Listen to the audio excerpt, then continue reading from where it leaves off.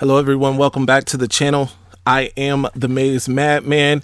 Before we go any further, I want to thank everyone who not only helped me get to 500 subs, but you guys went above and beyond, and we are now quickly approaching 1,000 subs, so thank you all for that.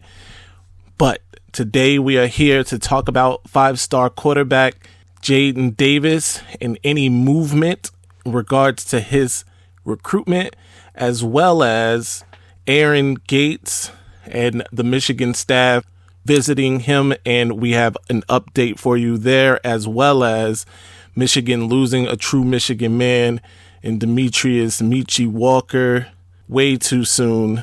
All that. Plus, I'm upset. Vegas has the Wolverines as underdogs if they meet the other state in the championship game. It's disrespect.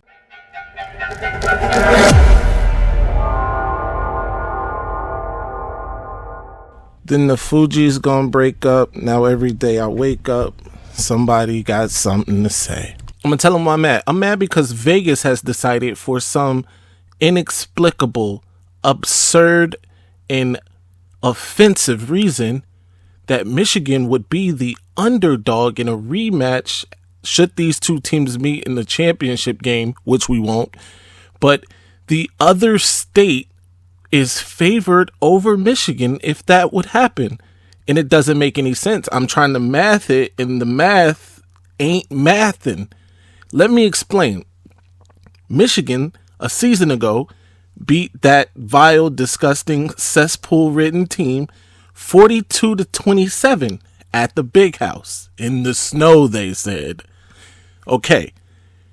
Michigan, this season, beat that vile, disgusting, cesspool-ridden team 45-23. And if you can do math, that means we beat them by more this year than we did a season ago in Columbus, in the Horseshoe or Toilet Bowl, whichever way you look at it. It looks like a toilet bowl to me. And that was in their building. And now Vegas thinks that if we play on a neutral field, that they would be the favorite. I don't know. I mean, I don't. This must be Terrence Howard's math. And if you're not familiar, please check that out. It is worth it. But this is absurd. This is insane. Anyway, let's get to what we came here for, because the more I think about this, it just makes me more upset. Michigan stopped by Charlotte, North Carolina. Head coach Jim Harbaugh, co-offensive coordinator Matt Weiss made a stop in Charlotte, North Carolina, by Providence Day School to check on 2024 5-star quarterback, Michigan target Jadyn Davis. Everybody knows this. We have spoken about Mr. Davis several times here on the channel. This time they wanted to check up on him. Obviously, they were making in-home visits to other targets around the country. They were in the area, apparently stopped by to see Mr. Davis, and nothing really has changed in terms of his timetable for making a decision. That still will be before the new year. So no movement there. We do know Davis has visited Ann Arbor multiple times, has a great relationship with both Harbaugh and Weiss. However, and there is a however, Clemson also visited Davis yesterday. And in the wake of losing quarterback DJ Lagway to Florida, have seemed to refocus on Davis. This is a little concerning, obviously, for the Michigan Brass, as Clemson offers Davis an option much closer to Charlotte. Obviously, South Carolina is closer to North Carolina than is Michigan. And Davis is a little concerned with Michigan's NIL pitch. I will say this, a saving grace for Michigan appears to be 5-star or former 5-star quarterback, current starter J.J. McCarthy, who we all know was making decent NIL money even before he became a starter this season. And those two appear to be close, which is a great thing for Michigan. I will keep you updated with any developments in terms of Jadyn Davis. I do still expect Michigan to land Davis. And this comes on decent authority. I will say I do expect Michigan to still land Jadyn Davis in the 2024 recruiting class. We know that Michigan put all their eggs in one basket with Dante Moore in the 2023 class. That did not work out.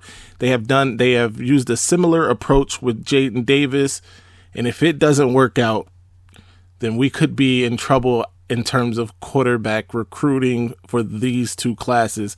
However, I do expect for this one to go in Michigan's favor. But as I said, I'll keep you posted as developments come in. Moving right along, 4-star defensive back Aaron Gates. I told you in my previous video, check that out for updates that you may have missed, that that the coaching staff would stop by for an in-home visit with Mr. Gates. And as I stated in that last video, the members of Michigan's coaching staff also met with him, other members of Michigan's coaching staff, I should say. And it appears, though they had a positive in-home visit, it seems NIL may be the reason Michigan does not land Aaron Gates.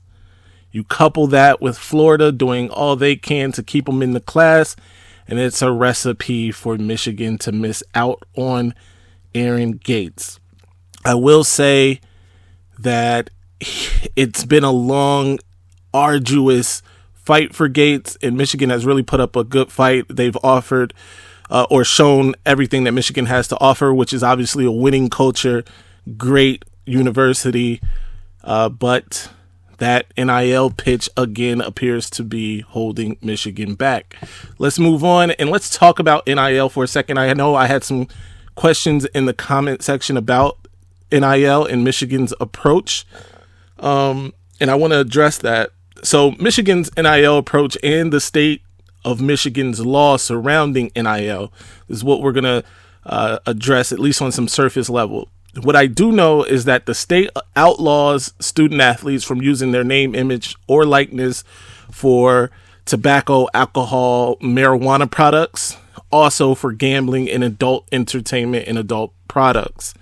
That said, Michigan, the University of Michigan, has players doing very well in NIL, right? Including Blake Corum, who has an NIL valuation of $1.1 million. JJ McCarthy has an NIL valuation of $600,000+. And even on the basketball side, Hunter Dickinson has an NIL valuation of $800,000+. Just to name a few, right?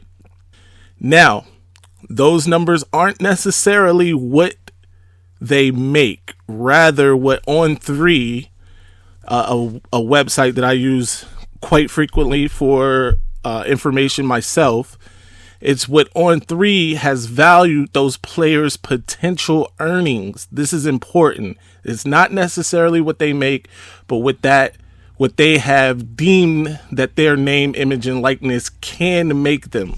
All right, so that is important. However, we do know that players are making money at Michigan off of name, image, likeness. Even people like Will Johnson, who is a true freshman, JJ, who was a true freshman last year, all still making money off their name, image, and likeness. The Michigan has things in place like Wolverine Plus, which I am a member of, and you can be a member of, where it's a monthly subscription basically, and that money goes towards a collective for the players. So that's another way to help support the players, and you get exclusive interviews and things like that with the players. So keep that in mind. They also have other collectives in play as well.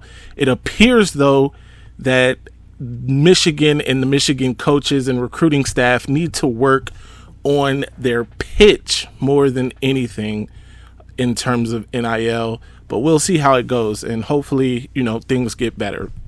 Moving along to a little more somber news.